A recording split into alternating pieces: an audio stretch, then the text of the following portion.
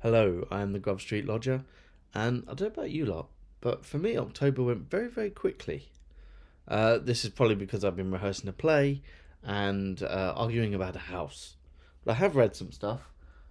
This is a children's book about Aluda Equiano. I actually read a different children's book about Aluda Equiano. You see, we've got this corridor where I work at a school called the Purple Corridor. And the Purple Corridor is full of books for the children to read that are in different leveled groups. This is where's the sticker at the back? A 6.3. And they have to pick their number. Uh, and a book caught my eye because it had a very pretty cover. And then I saw it was about Aluda Equiano, whose interesting narrative I keep meaning to read and now have it somewhere in that huge pile of boxes. And I will read it once I get it out, that huge pile of boxes. But the thing that most caught my eye was the author, Katherine Johnson. Now, she wrote Lady Caribou. She wrote that young adult novel, that novel about Princess Caribou, which I didn't get on with. I found it manipulative and sort of nasty. So I was interested to see what she'd do writing for children about Aluda Equiano.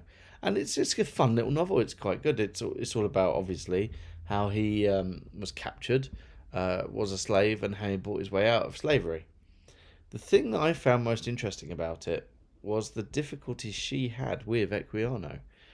She says a couple of times how she finds his tone arrogant, and then sort of backs it up with, well, considering what he achieved, being put into slavery and then getting out of it and such, maybe some arrogance is, maybe he deserves to be so arrogant, or he's allowed to be arrogant.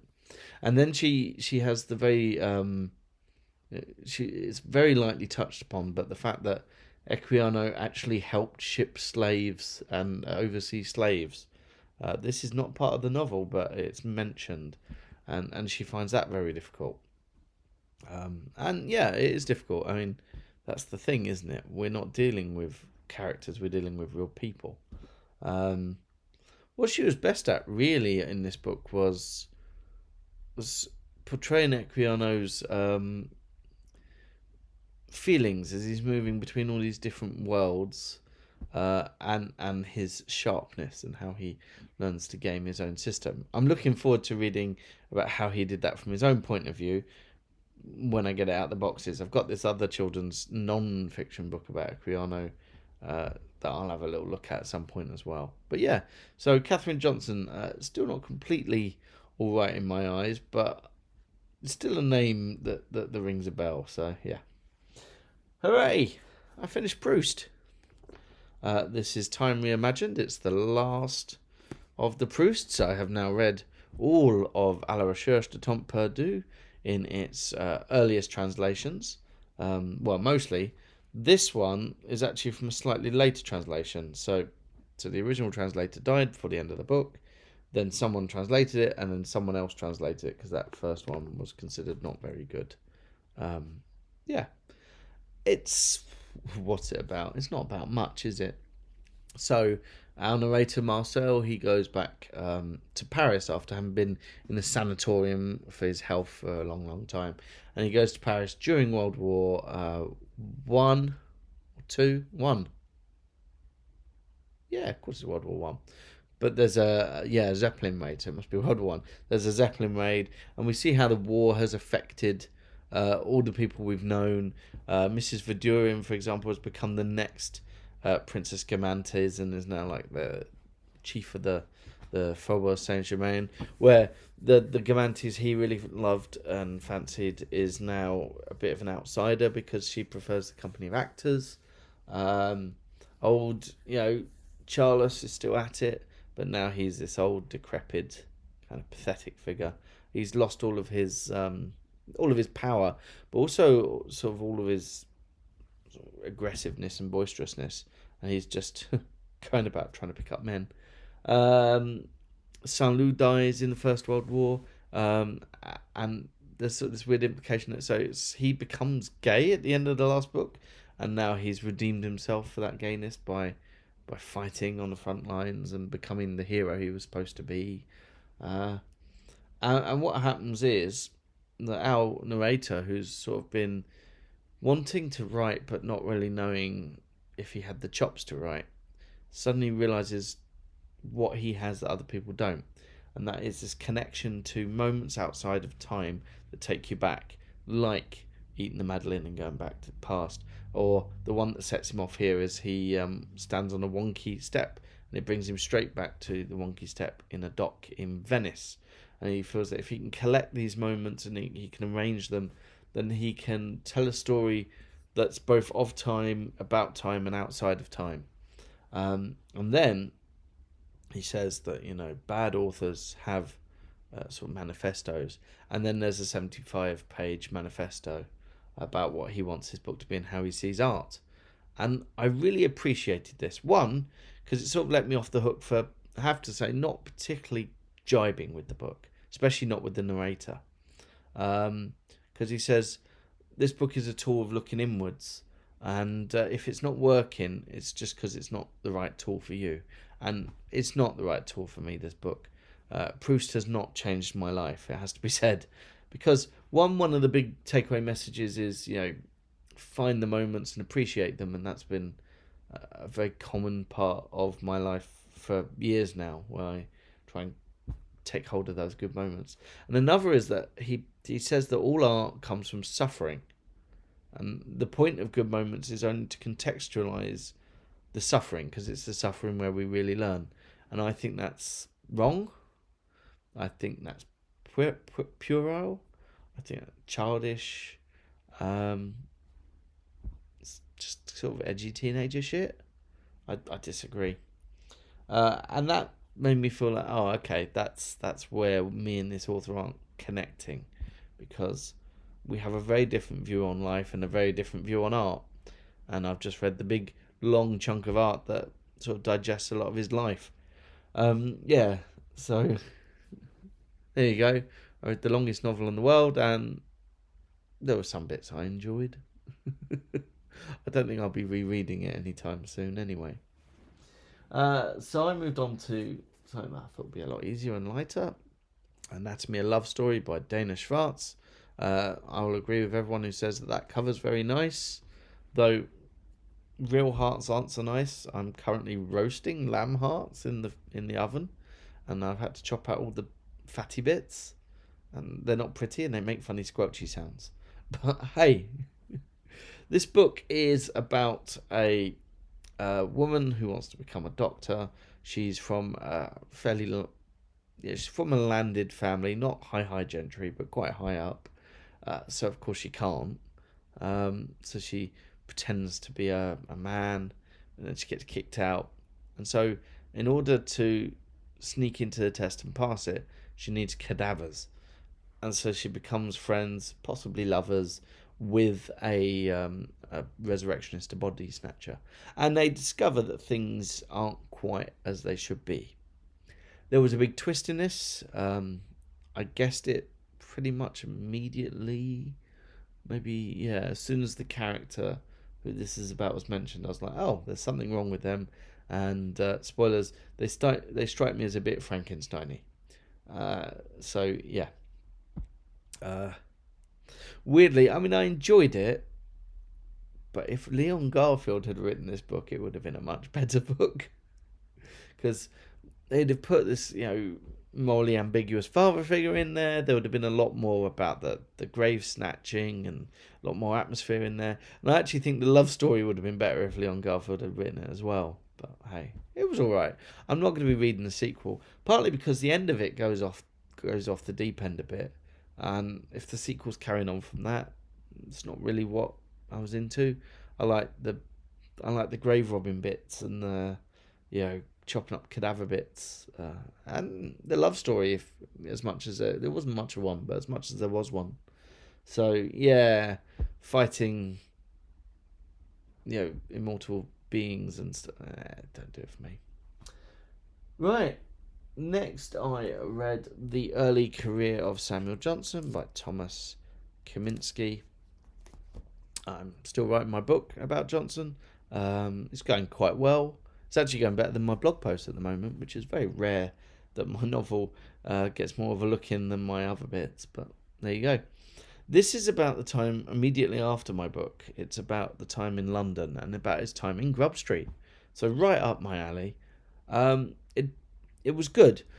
What it wasn't, it's an academic book and a very methodical book, and so he reasons out very well how much he's been paid, what work he's actually doing, where he is, what he's doing, and all this kind of stuff. And it does do a good picture of Samuel Johnson in Grub Street and how he got by, and maybe what he was hoping and what didn't work out and what did. But the atmosphere, there's no feeling of how he lived. He does talk about how he lived, but it doesn't. Yeah, it's not felt. It's a lot of learnt stuff, if you know what I mean. Which, I mean, it's a non-fiction book, but you didn't get. There are books about Grub Street where you get sort of a feeling of all these people scrabbling about, and he's trying to argue, I suppose, actually, that Johnson has a much more stable career than you think. And that also he isn't as involved in the Gentleman's Magazine. He's doing some work on that because he's been commissioned to write these other things about the Council of Trent and stuff, which never actually turn out. So you do get this sense of Samuel Johnson trying these big projects, all of which don't work. Council of Trent and Shakespeare and the Harleian, I always call it the Harleian Missionary, but that was actually a different thing. The Harleian Catalogue that had sort of greater ideas to it than it turned out. And so he's trying all these big projects that don't quite turn out. So at the end of the book, he gets commissioned for the dictionary. And there is this sense that this will just be another big project that doesn't quite work. But of course, this one does work for him, and his life goes on from there. So yeah, it's a very good book in the sense that it really does pull out and structure and give you a good idea of what Samuel Johnson's early career was like in London. But what it doesn't do is it doesn't take you on a ride of that. It's just like, here it is. So it lacks. It's a little bit bloodless. Okay, then I read Mary Hamilton's Munster Village. So it's from a series of Mothers of the Novel, which came out in the 80s. And it's all women novelists before Jane Austen. And this one is about a woman who becomes in charge of a landed estate of Munster Village, which is not in Ireland, which is weird. And she turns it into a utopia. And the first volume is all about just describing the utopia, really. The second volume is about what happens when the heir comes of age and she gives it to him. And it's about the love stories, really, of the heir and his friends and his sister. And it's a sort of a bunch of amateur stories. And it's a really weird book. It's really inconsistent. In one, the tense is inconsistent. It's past tense, past tense, past tense. And then it'll have just a bit in present tense. And then past, and then present, and then past and present. And it's really weird. Really, really weird. And then what it is it a love story? Is it a set of love stories? Is it a description of a utopian community? The utopian community kind of gets dropped in the second book. I found the love stories more interesting. In fact, the letters between the daughter and her friend were the best ones because they were all gossipy and fun. And the love stories were a little bit usual, you know. You find a beautiful lone woman in a cottage, and it turns out that she's got this romantic history with one of your friends, and you can put them back together and this kind of stuff. Yeah, really inconsistent. It made a very short book feel very long. And yeah, I like bits of it. This is making this month of reading not seem very good, but I did get... Well, I didn't get rescued by this, because this is the League of Gentlemen's, a local book for local people. I just sort of picked it up. I like these TV time books. Well, I used to like them as a kid.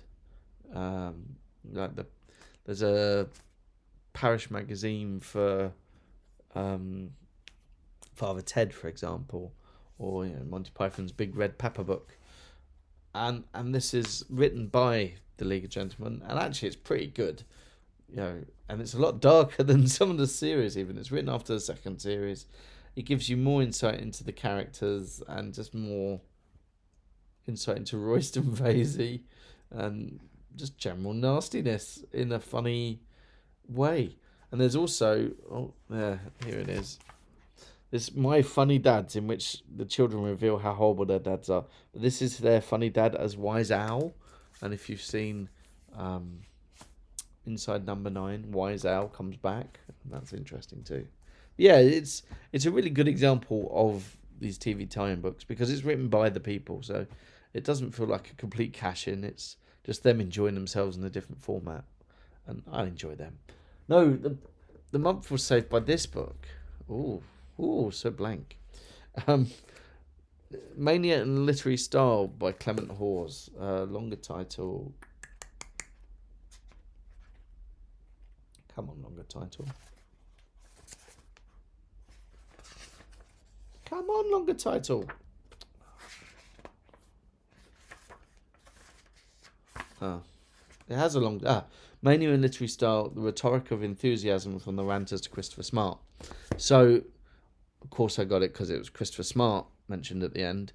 And the point is that to just pathologise Christopher Smart, and especially to just pathologise Jubilate Agno, is to undermine it and to misunderstand it and to do what people in power have always done, which is say that ideas that they're not comfortable with are not just wrong but mad, and lock them up, as Christopher Smart was. And he's arguing, no, there's this whole style of sort of ranting, manic style, he calls it, and it comes from the English Civil War. And so then he's got to sort of prove it, I suppose. And so the first chunk of the book is about this guy called Ebenezer Copp, who was a ranter. And I really enjoyed Ebenezer Copp. I've now been introduced to him. And he wrote a number of books. Two of them have my favourite title, Fiery Flying Roll, and the sequel, a second Fiery Flying Roll, in which, so he believed that everything on earth was of God, including sin. So sin away, God loves it. that's the general thing. And he writes these mad but not mad because they're in this manic style. That's the point. So these truly visionary texts of, God, him speaking for God. And so then he talks about that, and then he talks about Swift and how Swift adopts the style to take the mick out of it. But it shows you that the style still kind of exists and it's still known of, because how would Swift take the mickey out of it if it wasn't a thing? And then tries to argue how Christopher Smart is using it. I'm not fully convinced. If Christopher Smart adopted a manic style, I think that's still in part to reflect some of his manic thoughts. But I really enjoyed this book because, one, I was introduced to Ebenezer Copp, who was really interesting.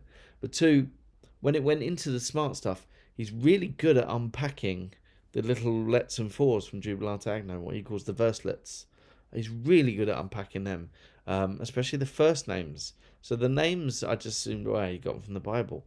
But the names have meanings in Hebrew and stuff that connect to the animal and all this stuff. So his unpacking of those was really, really interesting. He has a good discussion about the horns section, if you know what I mean, then you know.